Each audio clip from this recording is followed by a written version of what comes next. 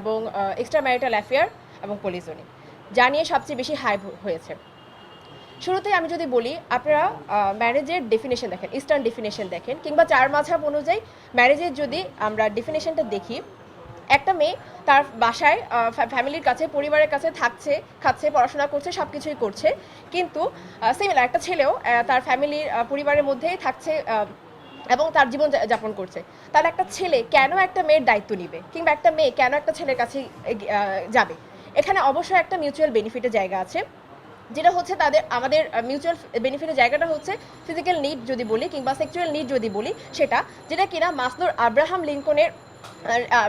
লিঙ্কনের যে need hierarchy অনুযায়ী basic নিডের কাতারে পড়ে। ইসলামের চার মাঝাব অনুযায়ীও আমাদের যে ম্যারেজের ডেফিনেশনটা হচ্ছে এক প্রকার মৌন সম্মতি, ইনহেরিটেন্টলি এক প্রকার মৌন সম্মতি, যা কিনা যার পাশাপাশি অন্যান্য আরও অনেক রেসপন্সিবিলিটি যোগ হয়। কিন্তু অন্যদিকে আপনি যদি ওয়েস্টার্ন প্যাটার্নে দেখেন, ওয়েস্টার্ন ম্যারেজ ডেফিনেশন দেখেন, সেখানে দেখতে হবে সেখানে এই নিডগুলো ফুলফিলমেন্ট করার জন্য কোনো ধরনের ম্যারেজ ইজ নট ম্যান্ডেটরি।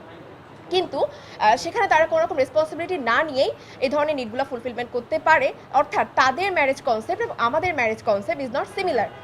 কিন্তু অন্যদিকে আপনি যদি রেপের কথা বলেন, রেপের যদি ডেফিনেশনটা দেখি, সেটা অত্যন্ত ভয়াবহ এবং ফৌজদারি একটা অপরাধের অন্তর্ভুক্ত, যেই অপরাধকে ম্যারেজের সাথে যুক্ত করে, যেটা কিনা সেলফ কন্ট্রাডিক্টরি একটা টার্মিনোলজির সাথে যুক্ত করে আসলে ম্যারেজকে ডিসকারেজ করা হচ্ছে এবং ধর্ষণকে ওয়েট কমিয়ে দেওয়া হচ্ছে।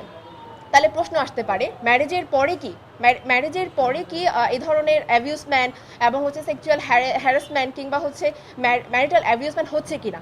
অবশ্যই হচ্ছে, এবং এই ঘটনা অহরহ। আমাদেরকে স্ট্রংলি এই ধরনের ঘটনাগুলোকে একনলেজ করতে হবে, সেই আইনের ধারায় একনলেজ করতে হবে, যা অলরেডি আইন প্রণীত আছে। যেমন আমি যদি তাকাই, আমাদের নারী নির্যাতন আইন আছে, আমাদের সেক্সুয়াল হ্যারাসমেন্টের আইন আছে, এবং আমাদের ম্যারিটাল অ্যাবিউজের আইন আছে।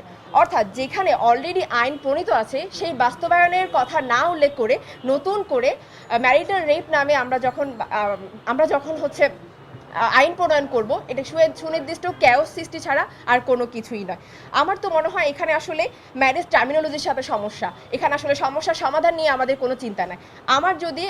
আমার যদি ইন্টেনশন থাকে আমি সমস্যার সমাধান করব, অর্থাৎ যে নারীরা বৈষম্য শিকার হচ্ছে, নির্যাতনের শিকার হচ্ছে, তাদেরকে আমি তাদের বিরুদ্ধে আমি তাদের পক্ষে আমি কথা বলবো, কিংবা তাদের জন্য আমি বিচারের ব্যবস্থা করব, তাহলে তো আমার আইন বাস্তবায়নে মনোযোগী হওয়া দরকার ছিল।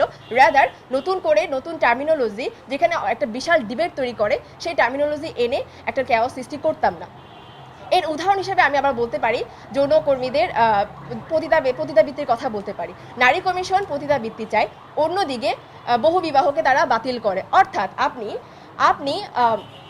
ওয়াইফকে চিট করে হাজারটা এক্সট্রামেরিটাল অ্যাফেয়ার করতে পারবেন, আপনি পতিতালয়ে যেতে পারবেন, সেখানকার নারী নির্যাতন করতে পারবেন, শারীরিক নির্যাতন করতে পারবেন, যাদের পক্ষ থেকে কোনো প্রকার মামলাও নেওয়া হবে না, সেই নারীদের কাছে আপনি যেতে পারবেন। কিন্তু লিগেলি সবাইকে জানিয়ে এবং একটা একাধিক মেয়ের দায়িত্ব নিতে পারবেন না, বহু বিবাহকে আপনি বাতিল করছেন। তাহলে এর দ্বারা আসলে কাদেরকে বেনিফিট দেওয়া হচ্ছে, এই প্রশ্ন কিন্তু থেকেই যাচ্ছে। আমি অ্যাজ এ নারী হিসাবে এই অসঙ্গতির স্ট্রংলি অপোজ করি, এবং আমি বিশ্বাস করি এর দ্বারা হচ্ছে নারীদের অবমাননা করা হচ্ছে, এর দ্বারা নারীদেরকে আরও বেশি বৈষম্যের এবং হচ্ছে বৈষম্যের শিকার হওয়ার সুযোগ করে দেওয়া হচ্ছে। তাই আমি বিশ্বাস করি যে আমাদের সকলের এর বিরুদ্ধে কথা বলতে হবে, এবং অন্যান্য যে ধর্মীয় বিশ্বাস আছে বোনেরা, তাদেরকে এর বিরুদ্ধে কথা বলতে হবে। এই বলে আমি আমার বক্তব্য শেষ করব।